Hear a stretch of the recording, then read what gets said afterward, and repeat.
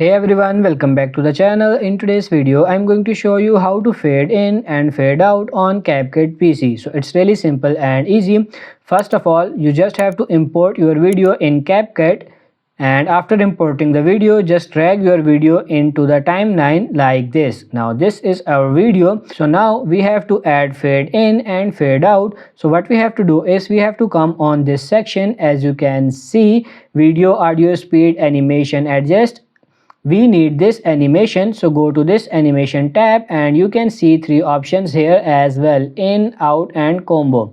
So in this folder we have this fade in. As you can see, you can just simply tap on this fade in, and now fade in is applied on our video. As you can see, you can set the duration here, like if you want to extend the duration you can extend it, or if you want to decrease this you can do this as well. As you can see, fade in is applied.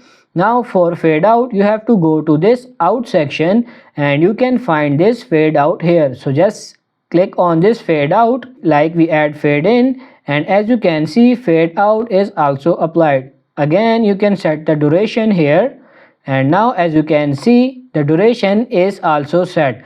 So you can do it however you want.